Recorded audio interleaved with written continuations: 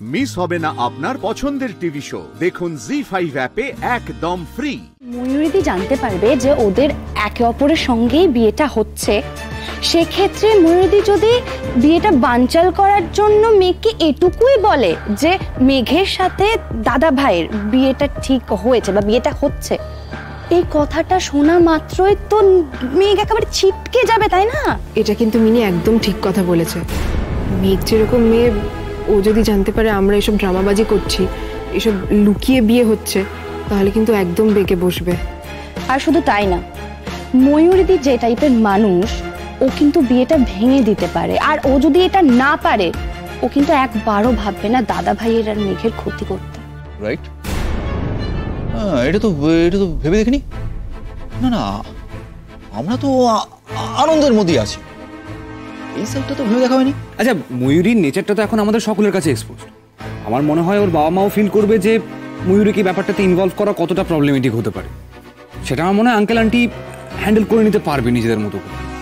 না, আমার কিন্তু তাও মনে হয় যদি একবার ওনাদেরকে আলাদা করে ব্যাপারটা বলে দেওয়া যেত তাহলে ভালো হতো। না রে, না না না, এইভাবে কোনো বলা যায় নাকি নিজে মুখে? এই তো দেখুন মশাই, আপনাদের বড় মেয়ে কিন্তু একটু ক্রিমিনাল টাইপের, তো ওকে সব বিয়ে থা এসব ব্যাপারে একদম ইনভলভ করবে না, বলা যায় কখনো? না না, ময়ূরীদি বোধহয় এখন কলকাতায় নেই, বা হয়তো বন্ধুদের সঙ্গে বাইরে কোথাও যাবে। কোথায় যাবে সেটা মেঘরাও জানে না। আমার মনে হয় যতক্ষণ ময়ূরীদি কলকাতার বাইরে আছে ততক্ষণ আমাদের কোনো প্রবলেম নেই। এর মধ্যেই আঙ্কেল আন্টির কানে কথাটা পৌঁছে দিতে হবে আমাদের কোনোভাবে। ये मैटर तो थोड़ा सीरियस है, टैक्टफुल।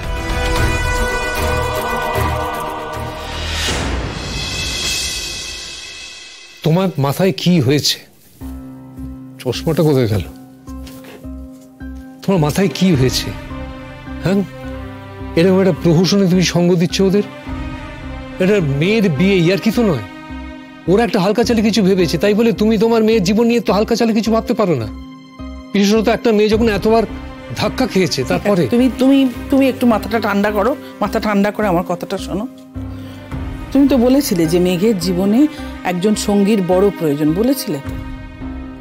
কোর্টে ডিভোর্সের শুনানির আগে তুমি ওকে প্রতিজ্ঞা থেকে মুক্ত করে দিয়েছিলে, তাই তো? তাহলে ও যদি সেদিন বলতো যে ডিভোর্সটা চায় না, নীলের সঙ্গে থাকতে চায়, সেটা তো বলেনি। যদি বলতো আমি মেনে নিতাম, ভাবতাম যে নিজের ডিসিশন নিজে নিয়েছে, কিন্তু সেটা তো করেনি ও। আজকে কতগুলো প্রাপ্তবয়স্ক মানুষ এরকম একটা ছেলে মানুষের মতো, তোমার ওদের বুদ্ধি বিবেচনার উপর সন্দেহ হচ্ছে না? না, হচ্ছে না। ওদেরকে তুমি বিয়ের মণ্ডপ অবধি যেতে দাও, মুখোমুখি হতে দাও, সামনাসামনি হতে দাও, তারপরে ওরা যা করার করুক। অনিন্দ, তো চাও অনিন্দ যে মেঘ সুখী হোক, বলো? বেশ, তুমি যদি এই নাটকে সামিল হতে চাও হও, আমি থাকবো না। এই যে তুমি থাকবে না বলে দিলে না, ওর কারণে কিন্তু সবটাই তুমি না বলে দিলে। তা কেন? মেঘের বিয়ে আমি একা একা ঠিক করছি, তার বাপি কোনো কিছুতে থাকছে না। সেটা খুব একটা বিশ্বাসযোগ্য কিছু ঘটবে বলে তোমার মনে হয়? ঠিক আছে, আমি কয়েকদিনের জন্য একটু বাইরে চলে যাবো। হ্যাঁ গো, এই বুদ্ধি নিয়ে তুমি ছাত্র পড়াও অনিন্দ? হ্যাঁ, তুমি কয়েকদিনের ছুটিতে বাইরে চলে যাবে, আর সেই ফাঁকে আমি একা একা মেঘের বিয়ে দিয়ে দেবো। কি অসাধারণ! না না, তাহলে আমি কি করবোটা কি? আমি তোমার প্রথম কাজ হবে মেয়েকে রাজি করা। অসম্ভব। কিচ্ছু অসম্ভব নয় অনিন্দ। তুমি মেঘের সাথে এমন ভাবে কথা বলবে যাতে মেঘ তোমাকে ফিরিয়ে দিতে না পারে। আমি পারবো না।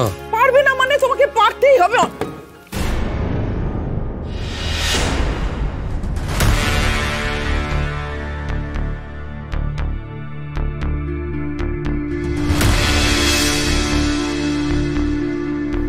কি ব্যাপার, এত রাত হয়ে গেছে, তোমরা কেউ ঘুমাওনি? তুইও তো ঘুমোসনি, তো অনুষ্ঠান ছিল, নিশ্চয়ই ক্লান্ত আছিস। ও, তোমার মনে আছে তাহলে? মনে আছে মানে? আমি কি ভুলে যাই নাকি? না, প্রত্যেকবার অনুষ্ঠান করার পর একবার তো জিজ্ঞেস করো কেমন হয়েছে। আজ করিনি। কোথায় করলে? আসার পর একবার আমার ঘরে গেছিলে। কেন করিনি সেটা তোমার মাকে জিজ্ঞেস করো। ভদ্রমহিলা আমার মাথা খারাপ করে দিয়েছেন সেই সন্ধ্যেবেলা থেকে। এইটাই হচ্ছে তোমাদের সবচেয়ে বিরক্তিকর ব্যাপার। নিজে ভুল করবে আর তার দায় অন্যের ঘাড়ে চাপাবে। ও নিজে ভুলে গেছে তোকে জিজ্ঞেস করতে, এখন নিজের দোষটা স্বীকার না করে আমার দিকে আঙুল তুলে তাকাচ্ছে। হ্যাঁ ভুলে গেছি, আমি স্বীকার করছি ভুলে গেছি, কিন্তু কেন ভুলে গেছি সেটা জিজ্ঞেস করো। ভুলেছি তো ওনার কারণে।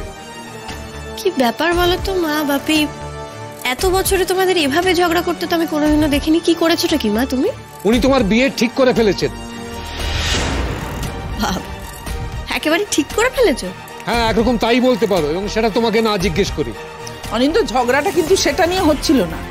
এই বিয়েতে কিন্তু তোমার বাবারও কোনো আপত্তি নেই। হ্যাঁ বাবা, কি কাণ্ড! হ্যাঁ, দুজনে মিলে নাকি আমার বিয়ে ঠিক করে বসে আছে।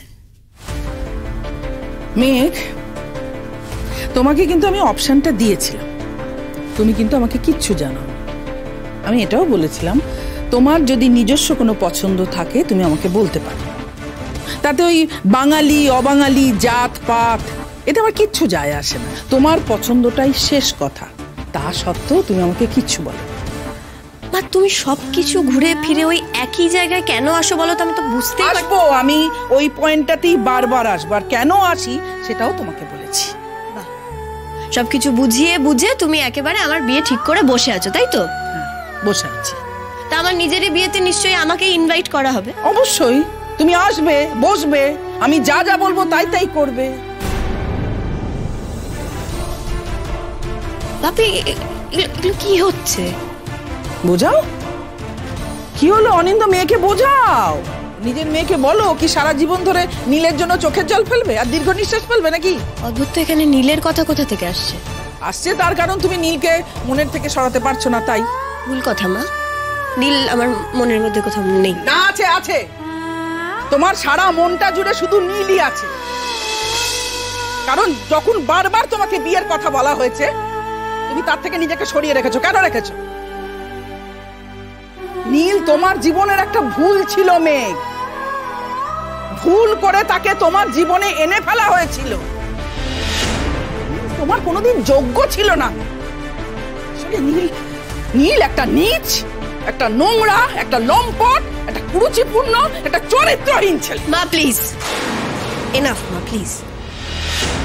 হ্যাঁ আমি মানছি আমি নীলের সঙ্গে থাকতে পারিনি, আমি মানছি নীল একজন খারাপ ছেলে, ওর মধ্যে অনেক সমস্যা আছে, কিন্তু তার মানে এই নয় যে নীল একজন লম্পট। আর নীলের মধ্যে কুরুচিপূর্ণ তুমি কি দেখেছো মা? হ্যাঁ আমি এটাও মানছি যে নীলের একটা সন্দেহ করার রোগ আছে, সেটা নীল নিজেও জানে, আজকে নিজেও বোঝে।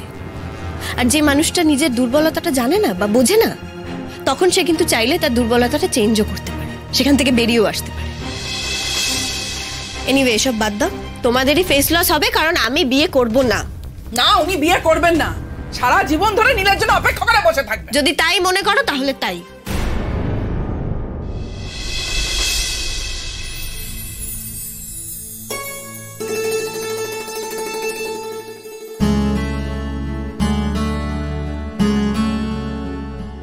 কি মেঘের বাবা, কিছু বুঝলে? বুঝলাম। জি5 ডাউনলোড করুন আর সব এপিসোড দেখুন একদম ফ্রি।